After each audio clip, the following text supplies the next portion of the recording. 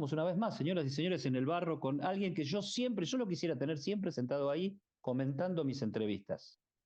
Ustedes saben que con Pacho O'Donnell, que de él se trata, eh, yo creo que es una de las figuras públicas con las que primero tuve relación periodística en mi carrera profesional. Cuando hacíamos la revista Retruco, que la dirigía Jorge Fernández Díaz y Gustavo González, estudiábamos en la Escuela Superior de Periodismo allá ahí en Moreno y Combate de los Pozos, todavía existe esto. Estábamos en primer año y Jorge Fernández Díaz dijo, vamos a sacar una revista, una de las primeras tapas, si no fue la primera, fue la segunda, fue Pacho O'Donnell, alguien que estábamos empezando a pensar en volver a la democracia, y ahí estaba Pacho ya rompiendo los huevos con teorías y con ideas de poder sacarnos caretas y de poder enfrentar una situación que se nos venía encima después de una noche negra, negra, negra, negra de veras. Pudimos salir, acá estamos, y acá estamos con Pacho. Pacho querido, sabés que te quiero mucho y que siempre es un gusto hablar con vos. Y esto no es una formalidad, esto es, Pacho es historiador, Pacho es psicólogo, Pacho es, a ver, Pacho se anima a ponerle el pecho a la situación, ha deconstruido y reconstruido su propia imagen física y su propia relación con la edad y todas esas cosas. Y por supuesto de todo eso vamos a hablar. Pacho, no la hago más larga, querido, ¿cómo estás? ¿Cómo estás, Eddie, querido? Qué gusto, es un placer realmente. Es mutuo, es mutuo. Vamos, empezamos por la coyuntura, así nos enojamos un poco, o tratamos de no enojarnos, porque todo el mundo se enoja y ya es un lugar común. Dale, Eh, sí, no, no, no. No es lo que más me tenemos esta, interesa hablar realmente, pero sumarme a seguro toda voy a esta. encontrar un punto, seguro voy a encontrar un punto de conmoción en vos por este tema del asesinato de esta nena de 11 años, Morena, que Bueno, suspendió, es esta muerte una. suspendió la campaña electoral, ¿no? Yo digo, toda la política peleando con la justicia, pero la que se autocancela es la política. La política no puede discutir los temas importantes, urgentes, en medio de una campaña electoral. ¿Por qué no podemos poner el Casi, tema casi ese en el como, centro? casi como un sentimiento de culpa, ¿no? Asumir un sentimiento de culpa. Como que me Sí. da vergüenza mi profesión. Te digo, el hecho,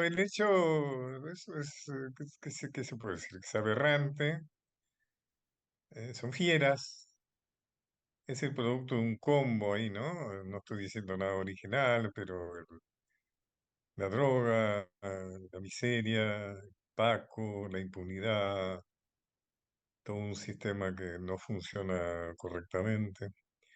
Yo soy un poco enemigo, ¿sabes qué?, de la generalización.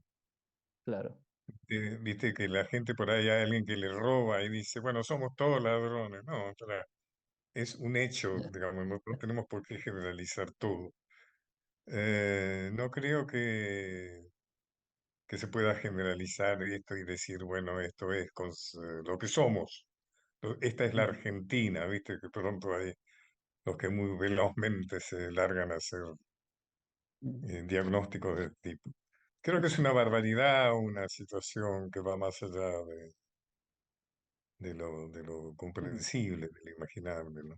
Ahora, Y a mí me parece todo el déjame. tema de que se hace, ¿no? A mí me impresiona mucho este chico que tiene 27 entradas, creo que fueron 27 entradas.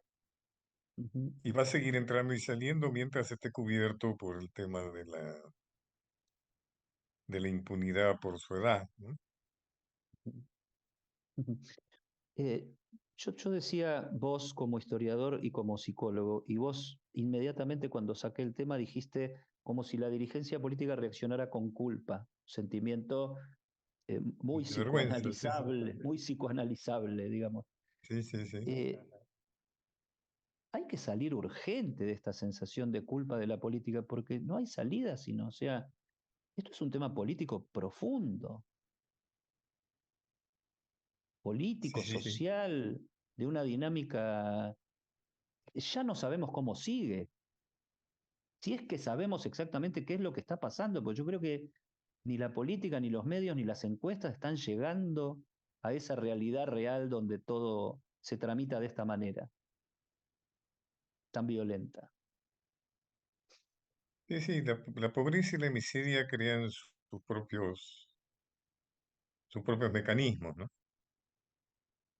O sea, viene todo, en fin, hay tantas cosas para decir de esto, ¿no? Pero la degradación, o sea, un sistema que justamente a raíz de este combo que hablábamos, hace que se pueda despreciar el hecho de saber y estudiar, o sea, que no rinden. Estudiar, saber, ir al colegio, trabajar. Nos encontramos con el fenómeno de que hay gente que trabaja en blanco, qué sé yo, y no llega a fin de mes. O sea, son Ujú, pobres, trabajan formalmente y demás, y son pobres. Bueno, esa situación inevitablemente genera resortes por fuera de lo debido, digamos. O sea, ¿cómo llegas a tener una dosis de Paco? ¿Cómo llegas a tener un par de zapatillas mejor que el que tenés?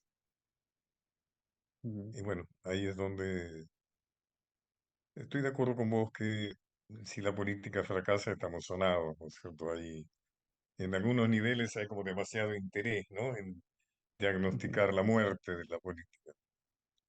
¿Es posible que Claro. esta situación de alguna manera genere algún cambio por ahí, por ejemplo, en la edad de imprescriptibilidad, ¿no es cierto? Es posible, ¿viste? Como hay hechos que de pronto generan, así como el Ujú. tema de Bloomberg, ¿te acordás que generó una modificación en leyes o aumento de leyes? Pero no sé si vamos a ir mucho más allá de eso, ¿no? El tema de la descomposición es mucho más profunda, ¿no? No, y la mirada es mucho más diversa que no ponerle ninguna, porque ¿qué es una campaña electoral? O sea, es el foro de debate de los temas del momento, eso en teoría, ¿no? El foro de debate de los temas del momento para decir, para lo que nos está pasando, el mejor soy yo, el mejor sos vos, el mejor es aquel, y entramos en la compulsa. Ahora, con tanta diferencia, tanta grieta y tanta, todos se ponen de acuerdo en lo mismo, no digamos nada, es como que acá el que habla pierde, como que acá la elección no la gana el que hace las cosas bien, sino que la pierde el que las hace mal. Entonces, tratemos de no hacerlas mal. Además hay una minusvalía, y no sé si justificado o no, eso ahí está un tema complejo, de la capacidad de la gente de entender. Se da por sentado que las personas somos bastante tontos, que no entendemos mucho. O sea, que no vale la pena explicarnos qué es lo que quieren hacer y demás, porque después de todo, por ahí es más fuerte una imagen, ¿no? Una buena frase, una intervención en algún programa de buen rating, ¿no? Que toda la historia de explicar qué es lo que quiero hacer, cómo, por qué. Porque es cierto que se ha ido perdiendo, ¿no? Cierta capacidad de análisis, o sea, digamos, tengo miedo muchas veces de ser un viejo que, viste, que pronostica el fin del mundo, pero en realidad está El sintiendo fin de el todo. propio fin, ¿no es cierto? Es el El fin propio de fin el todo. que está en juego. Pero me parece que vivimos un mundo con menos capacidad de comprender y de entender y de proyectar que antes, ¿no? Creo que el deterioro es bastante serio. Ahora, ¿cuánta responsabilidad en eso tiene la dirigencia? Incluso la intelectualidad, ¿no? Porque creo que hemos abandonado debates. Te escuché yo el otro día, y esto tiene que ver. Alguno va a decir, me venís a traer de los pelos las cosas. No, no te traigo de los pelos, esto es la historia de tu país. Estamos con esta polémica sobre Roca, si corremos la estatua, no corremos la estatua en Bariloche y qué sé yo qué historia. Y yo recordaba y decía, a ver, de este señor tan polémico que tiene esa estatua tan de recero manso en Bariloche y tan de guerrero épico en el centro de Buenos Aires, pero este hombre que en su tiempo tocó sancionar la política de Estado más larga y más exitosa que tuvo la Argentina, que fue la ley 1420 de educación, y con algo que hoy sería impensable, darle la política de educación primaria a un expresidente como Sarmiento y la política de educación universitaria a un expresidente como Avellaneda. Yo digo, y ahora los expresidentes, mejor escondelo, digamos, ¿cuál es el peor el que tenemos que esconder primero. O sea, ¿estaremos preparados para políticas de Estado, construcción de mayorías, o solo estaremos preparados para demostrar que podemos, para no demostrar que vamos a inaugurar un tiempo nuevo donde solo aquel que lo proponga va a quedar bien parado? A mí la polémica de Roca me parece espléndida. Ojalá tuviéramos más polémicas de esa, ¿no? Igual que me pareció muy interesante la polémica de Colón y Juana Zurduy. Ojalá se desataran y hubiera una participación más generalizada de eso, ¿no? Porque con el tema de Roca se discuten temas muy profundos, muy permanentes, muy vertebrales, ¿no es cierto?, de la Argentina.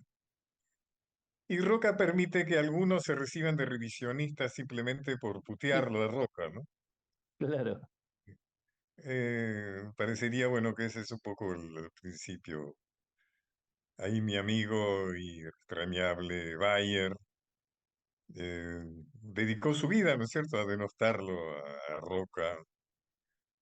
Eh, Bien, mostró aspectos que realmente son indudablemente cuestionables, aunque siempre es necesario analizar las cosas en función de los tiempos.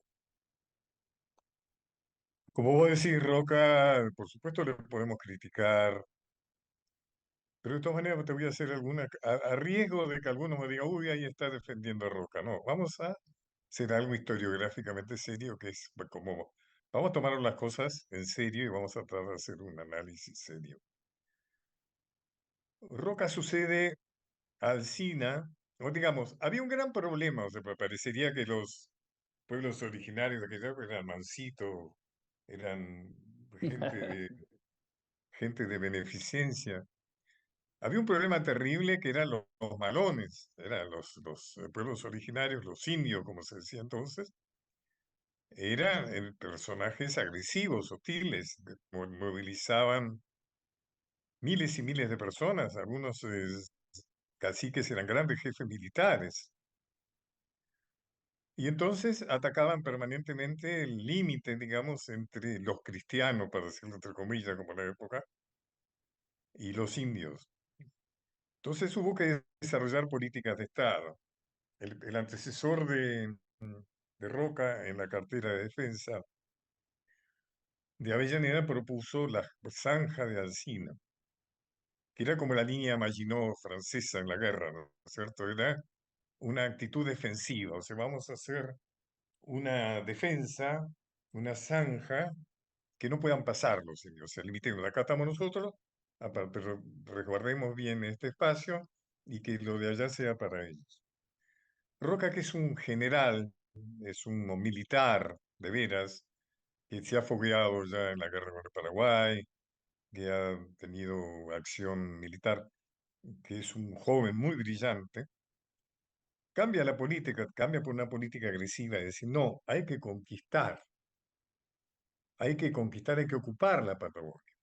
A mí me gusta decir la ocupación de la Patagonia y no la campaña del desierto, porque por supuesto de desierto no había nada, había gente y eran ujú, tierras muy fértiles.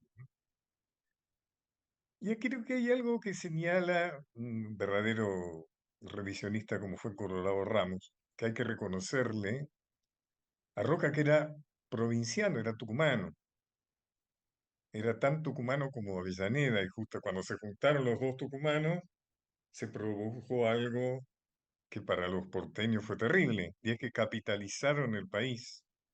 Hicieron algo que Buenos Aires no quería que sucediera, y era perder todos los privilegios cuando se constituye una capital federal, con la Habana, etcétera, etcétera, donde se produce la guerra civil, en fin, una guerra que finalmente desemboca, bueno, que Argentina tuvo una capital, a pesar de la resistencia de Buenos Aires. Me desvío un poco. El tema es que hay algo no, no, que Colorado Ramos reconoce y es muy importante, y es que el provinciano Roca tenía una idea de la territorialidad.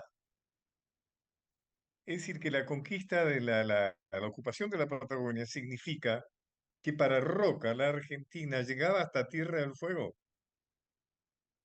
cosa que no pensaba Alsina, por ejemplo, o mismo Mitre.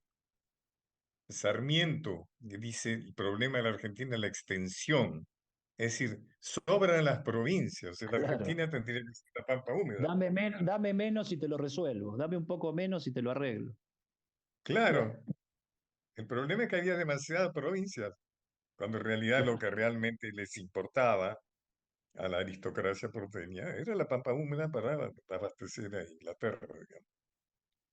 Entonces hay algo para reconocer que dentro de la crueldad excesiva de la campaña del desierto, hubo una idea de territorialidad. O sea, Roca comprendió que la Patagonia había que recuperarla, había que ocuparla. Vos sabés muy bien que a Roca le decían el zorro, Ujú, que era muy astuto. ¿Cuándo elige ocupar la Patagonia? Cuando Chile está en guerra con Bolivia y con Perú. En cualquier otro momento en que la Argentina hubiera querido ocupar la Patagonia, hubiera habido una terrible guerra con Chile. Los alumnos chilenos, los colegios chilenos siguen pintando la Patagonia como algo que era chileno y que Argentina se lo arrebató. Inclusive Sarmiento, cuando está exiliado en Chile durante Rosas, hace una gran campaña para que Chile ocupe la Patagonia. Con tal de crearle un problema a Rosas, escribe en los diarios chilenos ujú. que la Patagonia debe ser chilena.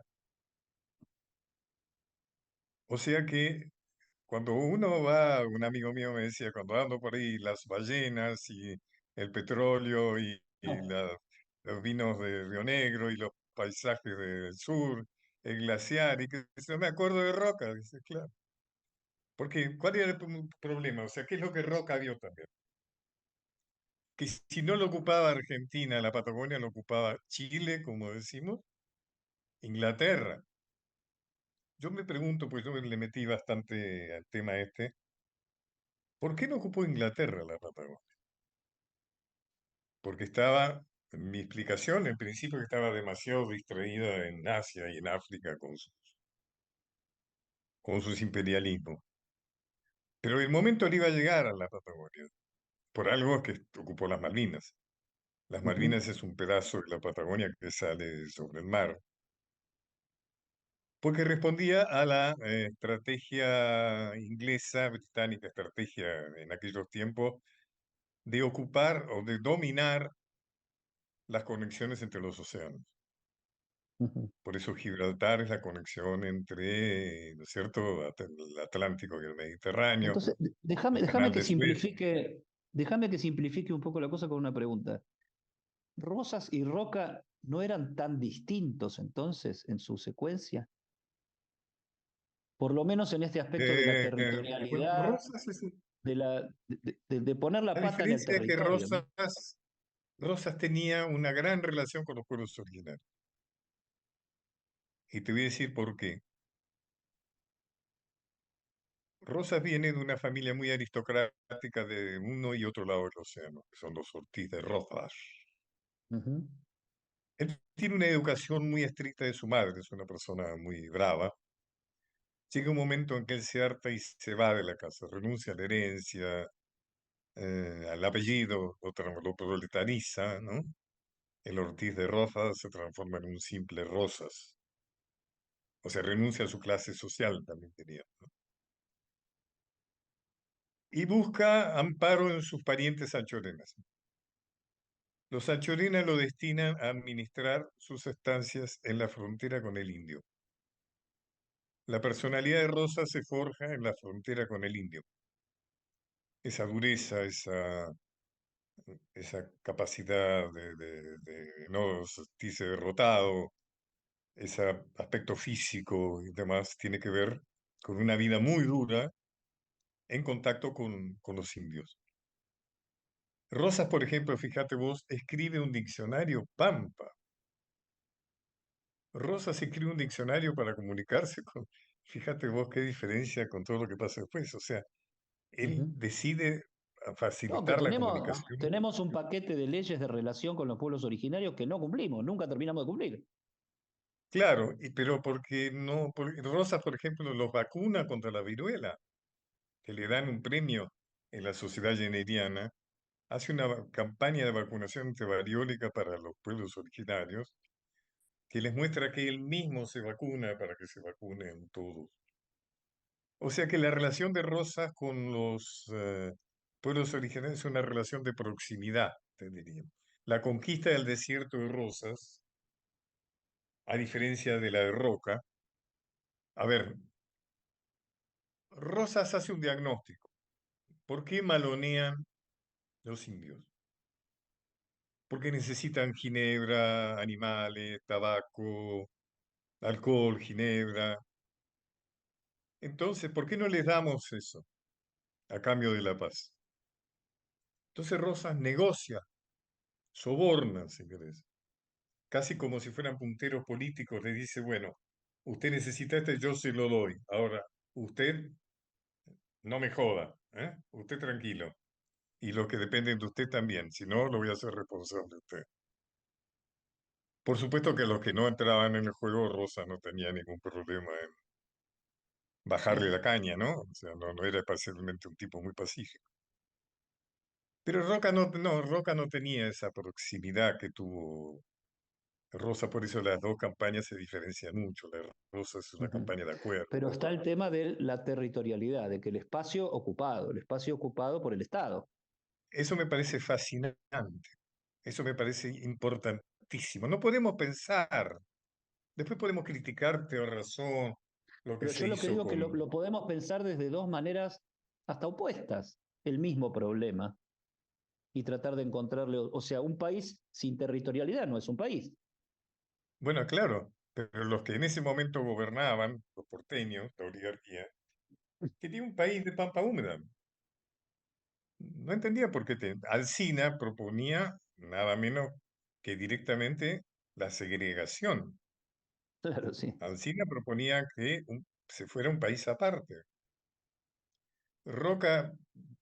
Mitre establecía la preponderancia de Buenos Aires, pero no la segregación. Imaginaba un país donde Buenos Aires conducía a los 13 ranchos, como le decían, o sea que conducía al resto de las provincias como hermanas menores, Ujú. necesitadas, dependientes. Pero Roca lo planteó claramente como un techo de, no, la Argentina es digamos, desde La Quiaca, lo que hicimos nosotros, ¿no? De La Quiaca a Tierra del Fuego, esa es la Argentina.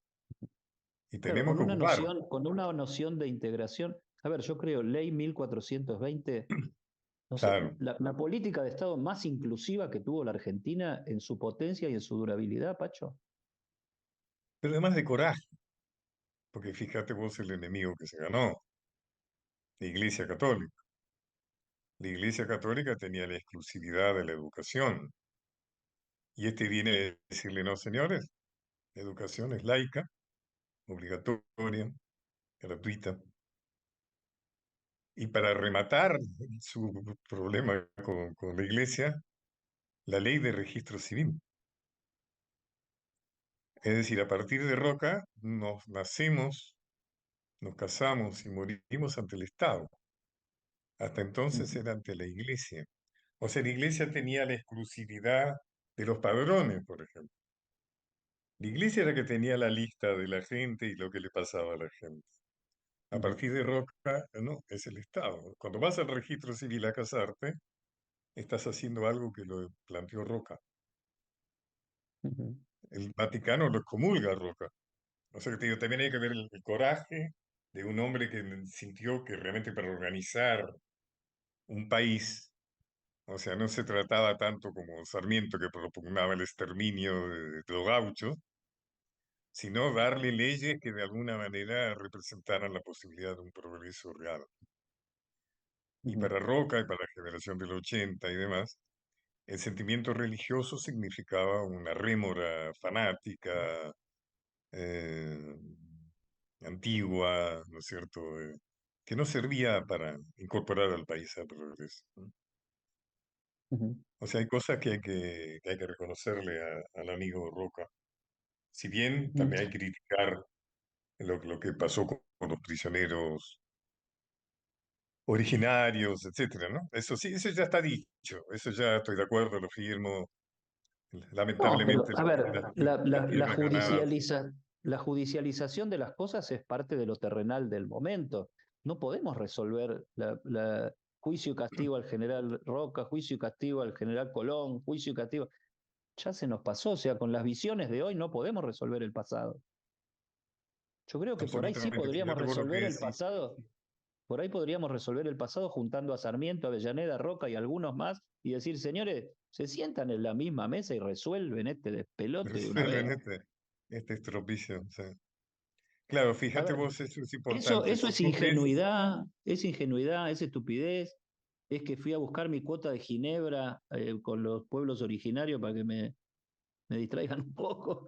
Pero yo digo, personas grandes, ¿no? Que ayer se te retiran de la campaña electoral, que es lo más preciado que tienen, porque la van a hacer, la hacen cada 2 años, porque tienen miedo de meter la pata.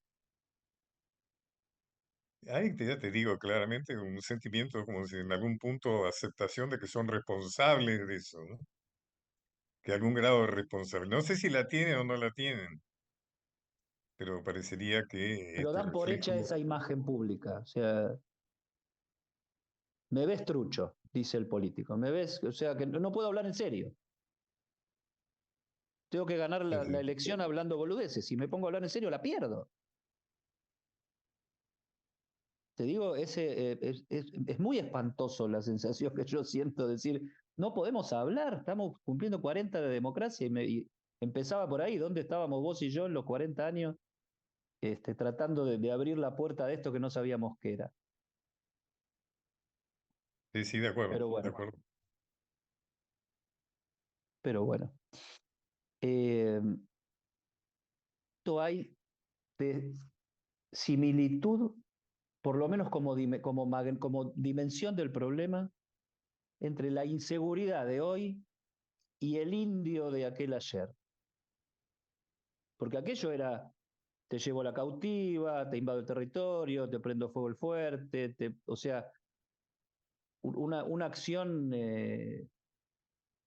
no sé, militar por un lado, vos lo decías, caciques grandes jefes militares, pero también una acción donde del otro lado decían, bueno, metámosle poder de policía, ¿no? Ocupemos el territorio. Me parece que es distinto porque podría decirse que era un choque entre dos, iba a decir civilizaciones, pero no sé si es la palabra. Dos,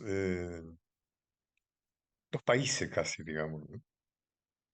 O sea, aquello era como una guerra, o sea, ¿no? Digamos, los indios intentaban ocupar más terreno, ocupaban tener, pero no eran delincuentes, digamos, podían ser calificados como delincuentes para poder facilitar la lucha, pero no eran delincuentes, eran pertenecientes a una raza, a un grupo, a una organización social Uh -huh. que ocupaba tierra y que hacía lo que de alguna manera correspondía a sus necesidades. Ganar espacios, ganar lo que tenía el enemigo, que era el cristiano, el blanco, que en alguna medida venía a ser el intruso también desde una cierta Claro. perspectiva. Lo de hoy, la inseguridad, tiene más que ver con el delito directamente, ¿no? Uh -huh. Con el espacio, Pero muchos con el proponen la espacio zanja de Alcil, muchos de la proponen la zanja degradación humana, que es de alguna manera, es cierto, una consecuencia del capitalismo. O sea, la pobreza y la miseria es parte del capitalismo, no es un uh -huh. accidente, ¿no es cierto? ¿Es una cuestión de sistema o es una cuestión de tamaño, Pacho? Porque de tamaño y de afirmación de ese tamaño. Porque yo digo, a ver, eh, también hay quienes proponen una zanja de Alsina para resolver este problema, ¿no? Bukele, está bien, miradas marginales, todo lo que vos quieras, pero es lo que garpa en el ruido. O sea, si lo que garpa es el ruido, digamos cualquier cosa y vemos si podemos ganar una elección, ¿no? Yo digo, la zanja de Alsina sigue siendo una opción en algunas cabezas. Segregar, separar. ¿Qué sé yo? Donald Trump quiso hacer un muro con México, ¿no? es la principal democracia del planeta. Bueno, se me ocurrió los barrios cerrados, también, ¿no es cierto? Esas cosas también son formas de separación, ¿no? Ujú. Sí, sí, de acuerdo, pero al mismo tiempo vamos a decir algo bueno. A mí me parece que el juego democrático de esta elección ha sido interesante. Más Bueno, allá de la suspensión y demás, creo que estamos en una perspectiva de un juego democrático tolerable, digamos, igual de alguna manera podemos decir, bueno, no ha habido violencia, no murió nadie, por lo menos. La interna del PRO me parece muy interesante. Me parece que realmente eso es lo que justifica las PASO, ¿no? O sea, esta interna ujú, entre Bullrich y, con dos candidatos que uno puede gustarle más a otro, pero son dos candidatos que no aterran, digamos. No está en juego la vida o la muerte, digamos, ¿no? Uno puede gustarle más la Bullrich, uno puede gustar más la Rita, pero es un juego democrático interesante, es como debe ser la democracia de alguna manera.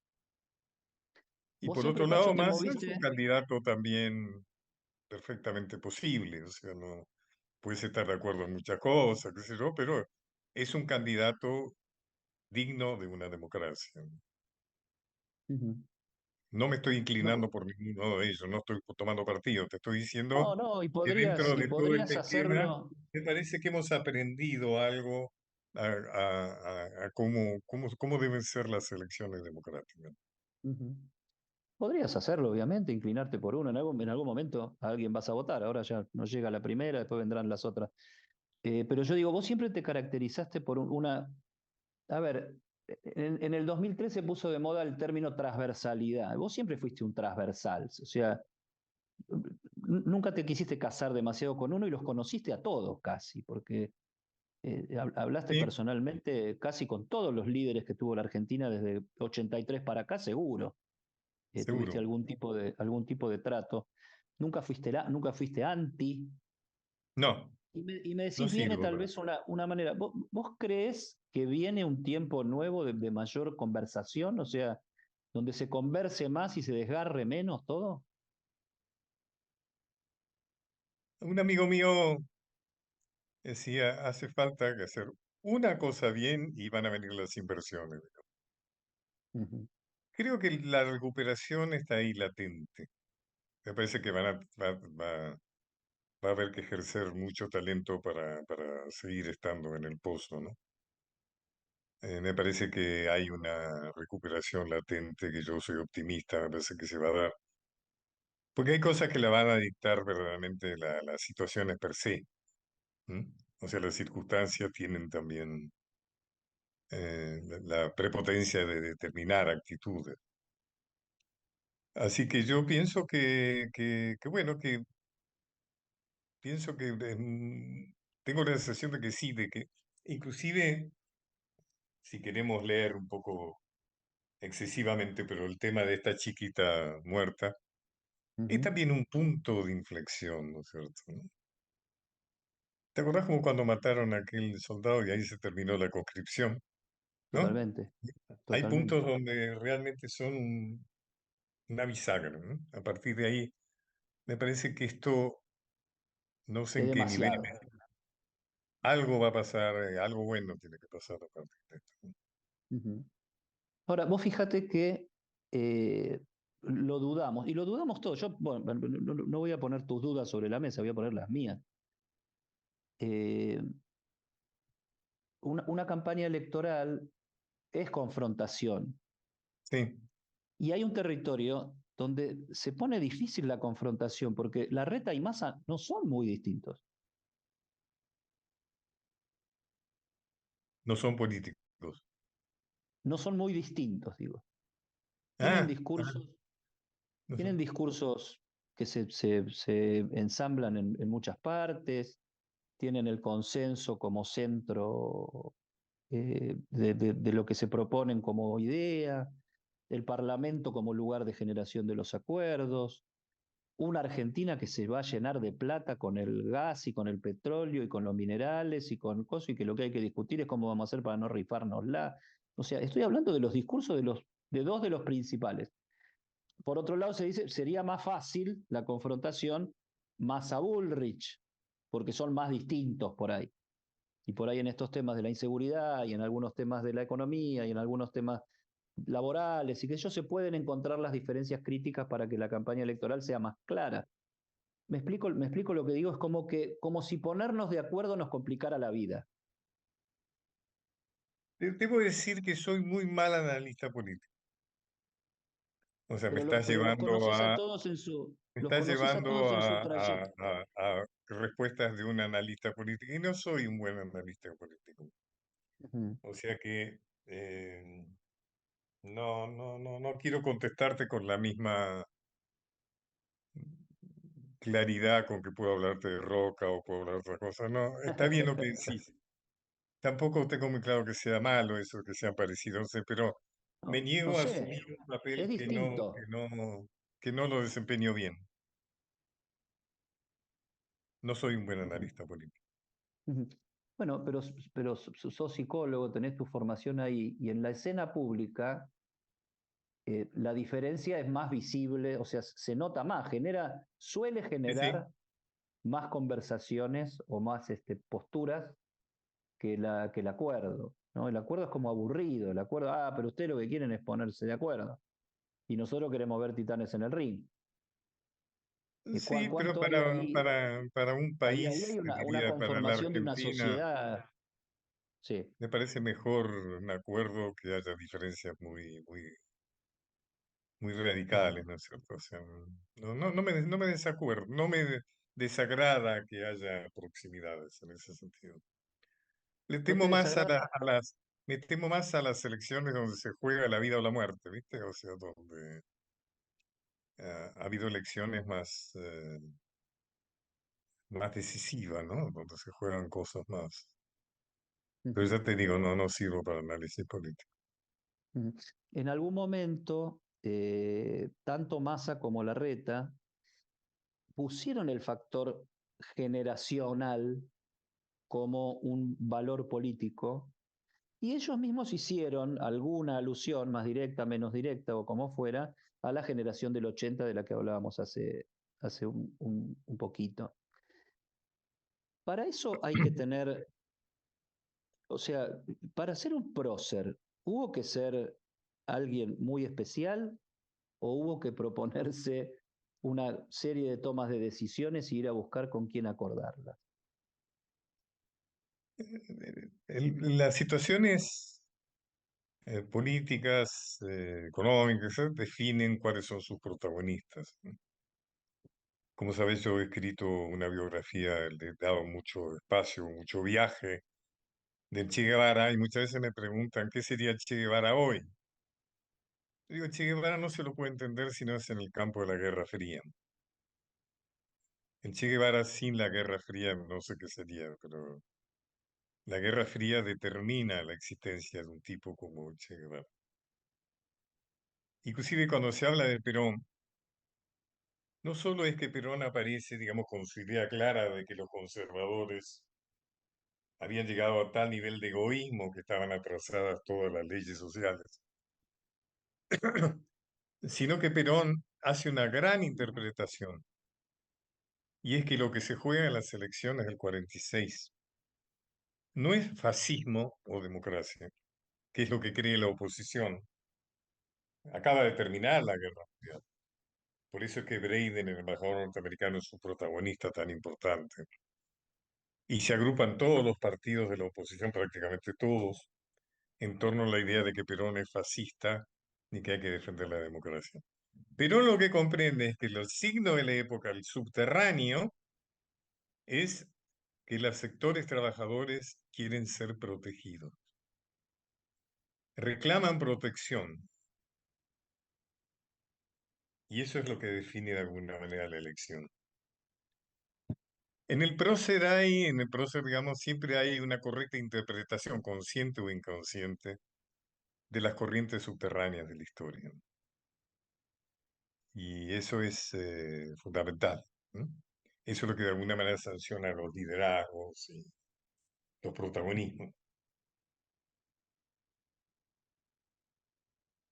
Ahora, en el siglo XX nosotros hablamos de liderazgos muy personales, muy centralistas, muy personalistas, digamos, muy caudillistas, de distintos tipos de personalismos y centralidades. Eso está un poco en cuestión. Seguimos buscando El Salvador, pero creemos tan poco en nadie que yo me pregunto si puede existir un Salvador más colectivo, puede existir un, a ver muchachos, mira, viste, esto tiene un Congreso, esto tiene una justicia, esto tiene una casa de gobierno. Yo veía ayer esta impotencia de la política frente a la justicia, siendo los políticos los que nombran los jueces y los fiscales, que digo, es como una encerrona que nadie le pone la solución, porque los que toman la decisión están diciendo, esos hacen mal, sancionenlos a ellos. ¿Y quién los va a sancionar si no sos vos? O sea, ¿quién va a acelerar los tiempos políticos si no es si no es la dirigencia política? Entonces yo digo, no está habiendo un liderazgo que se cae de Maduro, que lo que está habiendo, tal vez es solo mi deseo, que me hace volcarme hacia esa cuestión, la búsqueda de un liderazgo más colectivo.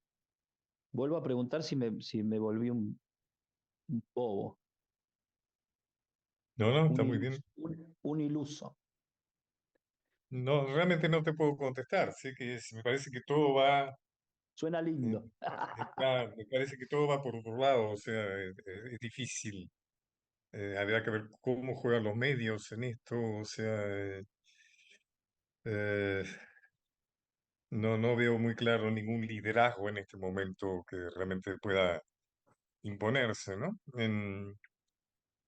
No hay en este momento lo que pasó ¿te acordás con el Frepaso? Ujú. Hubo mucha esperanza en un momento, por lo menos en sectores sociales. ¿Te acordás que la Fernández Meijide le ganó, inclusive ganó la provincia de Buenos Aires, increíblemente? Sí, sí, sí. El Chacho Álvarez es un fenómeno. El Chacho Álvarez representó algo que yo creo que ni él mismo se dio cuenta de lo que representaba. Pero en algún momento creo que el Frepaso fue en su momento algo, bueno, por eso ganó la elección de Alianza, ¿no? Ujú, Y por eso se derrumbó después, pero me parece que ahí había esperanza, y había esperanza, hay un voto de esperanza, que después se derrumba, ¿no? ujú. ¿Qué caso extraordinario el de Habrá Chacho, sido. ¿no? ¿Qué caso extraordinario el de Chacho? ¿Vos te explicás qué pasó por qué Chacho desaparece de la escena? Porque podría haber seguido, podría haber vuelto, ¿por qué no se va por corrupto, se va porque toma una decisión? Sin embargo, nunca más quiere saber nada con la política, ¿no? Ocupa unos cargos Ujú. oscuros, Sí, sigue ahí internacionales, el Mercosur y todas esas cosas que nadie entiende bien qué son todavía. porque tiene un capital, ¿no? Tiene un capital, inclusive no. Néstor Kirchner, viste, lo nombró, trató de recuperar la gente del Frepaso y demás. Sí, sí, sí. Néstor también trató de recuperar ese espacio para las clases medias, ¿no? O sea, Sí, volver a ver si se podía generar algo de entusiasmo ascendente en la sociedad, porque la clase media viene entregando mucho, ¿no? Y yo creo que el Frepaso fue una expresión de clase media urbana, eh, tratando de buscar una economía eh, potente pero sustentable, digamos, y eso fue la gran pero debilidad. ganó la provincia de Buenos Aires, ¿te acuerdas? Ganó la provincia de Buenos Aires. Ujú, Bueno, el Acámpora en algún momento también significó una movilización, una esperanza, ¿no? Pero son cosas que no cuajaron. ujú. ¿Cómo es este paso de la vuelta de la militancia al cuestionamiento de la militancia? El otro día veía encuestas de, del sector joven, o sea que el sub 30, sub 35 es un tercio de la población, puede definir la elección.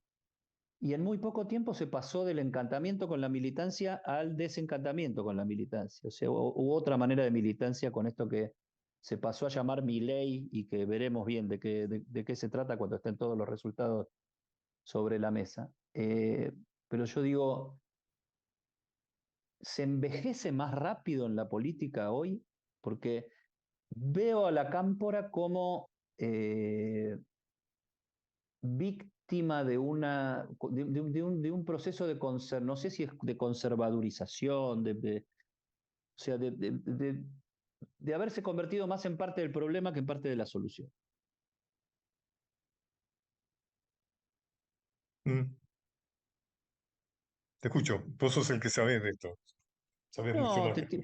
te tiro tu impresión, porque acá hablamos de ¿Qué procesos pensás que va a políticos. pasar con mi ley? ¿Qué pensás que va a pasar con mi ley? ¿Cuál es tu pronóstico?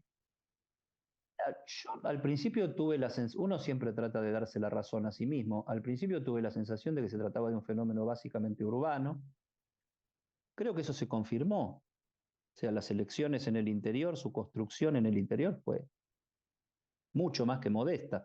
Tal vez porque se puso objetivos demasiado grandes, ¿no? Arrancó diciendo voy a ser presidente, después sacás el 3% en una provincia y quedás lejos. Y entonces ahora hay que ver qué pasa en Gran Buenos Aires y Capital Federal como nudo de nacimiento de este problema. Me parece que es un factor impuesto a la campaña, me parece que es un factor, o sea, donde la propia casta que él cuestiona lo promueve a meterse ahí porque el sistema político está buscando, antes que nada, su propia solución, no le encuentra su solución. No terminamos de encontrar la salida final al que se vayan todos, no terminamos. Eso es lo que yo veo como un proceso inconcluso que no sabemos quién lo va a concluir y por eso hay que decir, bueno, muchachos, una cosa es tener ganas y ponerse al frente de la situación, ¿no? ¿Quién lo va a hacer? Y si La no es su... historia argentina dice que siempre es muy difícil organizar partidos políticos desde el llano, ¿no? Siempre ha fracasado. O sea, los dos partidos políticos han sido organizados desde el poder, tanto el peronismo como el radicalismo. Ujú. Pero fíjate vos los partidos de Alzogaray, Allende, ¿no es cierto? Bueno, el Frepaso. Llega un momento en que las exigencias, digamos, de la política no pueden responder a las. Por ejemplo, el tema, yo he participado de elecciones internas, el tema de la fiscalización. La gente muchas veces no entiende la importancia de tener un fiscal en Claromecó. Si no tenés un fiscal en Claro. Claromecó, no puedes presentarte. ¿Te acordás cuando se presentó Lilita, que decía que, sí, lo que sacó 1,5 puntos, no se sacó poquísimo? Y protestaba porque decía que no había derecho al robo de boletas, ¿no? Ya. Bueno, es inevitable. Es parte de la política que si no tenés un fiscal, no vas a tener quien te cuide en esa mesa, ¿no? Y andar a Ujú. armar los fiscales, ¿no? Otro tema que a mí me interesa es el negocio de estas listas presidenciales que evidentemente ganan plata, ¿no? Después se bajan en el Son medio de la personajes campaña. increíbles, ¿no? Personajes insólitos que aparecen ahí que evidentemente saben que no tienen ninguna chance, pero el Estado les debe dar dinero, ¿no? Para cubrir las Vos boletas. en la capital, y creo que lo tenés que haber conocido en alguna circunstancia. ¿Te acuerdas que había un tal Musa? Sí, claro, Que estaba siempre era candidato a presidente siempre. Que creo y que después que peronista. era de enterratorios, ¿no? Creo que tenía que ver con sepelio, no me acuerdo, creo. Sí. Y Bueno, y era el ahora candidato, hasta era el Julio primero que Massa. se lanzaba y el primero que se bajaba después, ¿no? Y decían que bueno, que el hombre un poco Claro, vivía de eso, vivía de poner esa lista en todas las porque se campañas. suponía que tienen que tener boletas para todas las mesas de todo el país. O sea, Claro. creo que el Estado les da ese dinero, ¿no? No sé cómo es eso, pero me suena a algo complicado. Sí, lo que pasa que esta vuelta hubo exceso de esa cuestión, de listas, estas listas así, no sé cómo llamarlas, si son satélites, si son listas de Truchas, ocasión, si bueno, son sí. No son legales, pero eso el problema es que son legales. colectoras, ¿no? Viste que en cada elección tienen un Sí. nombre nuevo. Pacho, yo quiero terminar con un tema y que tiene que ver con tu última etapa, donde yo empezaba hablando de eso, esto de ponerle el cuerpo a a situaciones que tienen que ver con la vida real. Ponerle el cuerpo a la etapa de uno, la etapa que está viviendo uno. Eh, bueno, somos muchos los que te seguimos en redes sociales y te hemos visto increparnos de esta, a ver, no, provocar esta conversación ampliamente. Digo, ¿qué hay que tener para eso? ¿Qué búsqueda? ¿Qué, ¿vivís que hay un desprecio hacia el mayor, el adulto mayor, y que hay que conquistar lo otro? Bueno, está por salir un libro mío en noviembre en Penguin Random House, que se llama La Nueva Vejez, donde trabajo este tema. El tema de la vejez es un tema de una gran complejidad en este momento porque hay una extensión de la vida clara. Yo llevo 20 años de viejo, tengo 81 años, y la vejez se ha ido transformando en un espacio quizás el más largo de la vida, más largo que la niñez, que la adolescencia, ¿m? Que la juventud. Y existe un gran prejuicio contra la vejez, o sea, la vejez aparece como algo oscuro, solitario, eh, enfermo. ¿M? Y mi propósito fue reivindicar sobre todo la no sinonimia entre vejez y deterioro. O sea que uno tiene que pelear contra el deterioro. Vos lo estás haciendo en este momento y creo que es una tarea muy importante hacerlo. O sea, uno no puede pelear contra la muerte es invicta, pero sí puedes pelear contra el deterioro. Puedes pelear contra la idea de la vejez como una etapa deplorable, una etapa que solo consiste en jubilarse, sentarse y esperar la muerte, digamos. Es una etapa donde puede haber creatividad, siempre y cuando, vos sabés, Zulino, que es muy difícil escribir en este momento, por ejemplo, escribir la vejez puede ser una etapa de creatividad y se te viene a la cabeza el 40% de familias pobres o miserables donde las ancianas y los ancianos son los personajes más vulnerables. Son familias que no están en condiciones de cuidar a nadie. ¿M? Pero te digo, si se dan ciertas condiciones, es una etapa, por ejemplo, donde uno puede pagar las deudas con uno mismo. Hacer aquello que no hizo, que no se animó a hacer, que por cobardía, porque la vida no se lo permitió, porque, no sé, el pretexto de los hijos, lo que sea. Y entonces yo tomo algunos ejemplos, ¿no? Como hablamos de historia, por ejemplo, San Martín en su vejez se dedicó a pintar. Mitre en su vejez se dedicó a la poesía, tradujo la Divina Comedia, increíblemente, digamos, ¿no? En versos antiguos, en español antiguo. O sea que es mucho, y a mí me pareció que es muy importante conectarse con el cuerpo, o sea, el cuerpo tiene mala fama, ¿no? Siempre el cuerpo ha sido el depositario del pecado, ¿no? Siempre el cuerpo peca, el alma que no está en el alma está en el corazón, no vayas a saber dónde está el alma, pero el cuerpo, Mira, de acuerdo a la religión, inclusive los intelectuales, o sea, ¿qué tiene que ver el cuerpo con un intelectual? Y yo pienso que sí, que es muy importante. O sea, inclusive hasta investigaciones científicas hablan de que si vos tenés un buen estado físico, tenés mejor capacidad intelectual.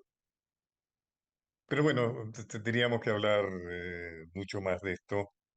El tema no es, el tema no es fácil, pero el tema, ¿sabes cuál es? El sistema inmunológico.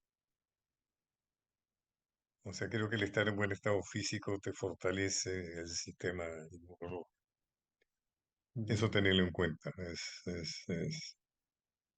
Aunque sea, no te digo correr una manzana, pero sí hacer algo que tiene que ver con el cuerpo como una Ahora apelación al cuerpo. vos decías recién que tiene que ver un intelectual con el cuerpo, eh, y un intelectual planteado ante estos desafíos se para ante cosas muy básicas, ¿no? Moverse, comer, Y claro, dedicarle tiempo a esas cosas que no eran cool, digamos. Era parte, un poco de deterioro estaba bien en el intelectual del siglo, o por en lo el menos es intelectual del inevitable, siglo, es inevitable. claro, en el intelectual del siglo XX, no sé, un poco de droga, un poco de alcohol, un poco de lo que fuera, un poco de descontrol, era parte de lo deseable, ¿no? Sí, sí. Eh, Claro, uno no se lo imagina a Sartre haciendo gimnasia, ¿no? Pero es importante, es bueno, es importante. Alarga la vida. O sea, no es joda, digamos, no es que decimos que es bueno, viste, como esos gurús que dan. No, no, no, está no, comprobado. hay prueba Caminás, empírica, o sea, hay resultados. caminás media hora todos los días, vivís 4 años más. O sea, está científicamente comprobado. Ujú. Así que cuando el tema, digamos, ¿sabes qué es? Que el avance de la ciencia no es que impide que te enfermes. Yo vengo de pasar una situación bastante comprometida, sino que lo que hace es que te facilita la posibilidad de recuperarte. O sea, vamos a llegar a los 100 años recuperándonos de enfermedades que nos hubieran matado, digamos, Hace no en otro mucho tiempo. tiempo. Claro, claro. Ujú. Yo Sí, me sí, mi contagié 3 viejo. veces el COVID, por ejemplo. Ujú. Las 3 veces la pasé muy bien y yo creo que es porque estaba en buen estado físico. La base era, la base era buena. Pacho Donel, querido, mirá la vuelta que le dimos a los temas. Hablamos de política, hablamos de seguridad, hablamos de Me, me, historia. me inauguraste de analista político. Muy bien, Te muy bien. inauguro analista. No, pero es que vos, a ver, sos un analista político, pero sos un analista político desde otro punto de vista. O sea, estuviste, estás ahí, digamos, estás en el juego. Hablás, los conoces a todos. Tenés formación académica, tenés calle, has tenido función pública, vos no te pueden venir a correr con la vara de cómo funciona el Estado, cómo no funciona el Estado, vos estuviste ahí. Yo creo que tendríamos que tener obligación de estar por lo menos 1 o 2 años trabajando en el Estado para saber de qué se trata el Es ciudadano verdad. común. Algo hay que hacer con eso, porque estamos tan lejos y Yo de lejos, suelo viste, decir, yo suelo de lejos decir todo que he parece fácil. conocido, yo suelo decir que he conocido el culo de la política. O sea, lo he conocido al culo de la política. Una- Claro, o sea, le viste la parte de lo que uno quiere aportar con cierto, no sé, a veces también voluntarismo, ¿por qué Sí, sí, no? sí. ¿Por qué no? ¿Por qué dejar la voluntad fuera? Este, Cierta ingenuidad es buena, pero hay un momento en que la política impone sus reglas y no, pero después tampoco el tenés que analista tener político como el adivino, ¿viste? O sea, ¿qué va a pasar? Sabemos lo que va a pasar, nadie sabe lo que va a pasar. nadie sabe, ¿no? Bueno, Que es tenés la una expectativa, cantidad ¿no? de La expectativa. probabilidades, expectativas, experiencias, Tal cual. este, pero a mí Eddie, querido, me interesa mucho esto de ir atrás y rescatar episodios que nos pueden servir de inspiración. Y eso es ser un buen absolutamente. historiador, es ser un buen analista político. Te quiero, Pacho. Un abrazo fuerte. Te, te quiero mucho, Eddie. Cuídate, Vamos. cuídate. Sí, señor. Un abrazo fuerte. Vamos.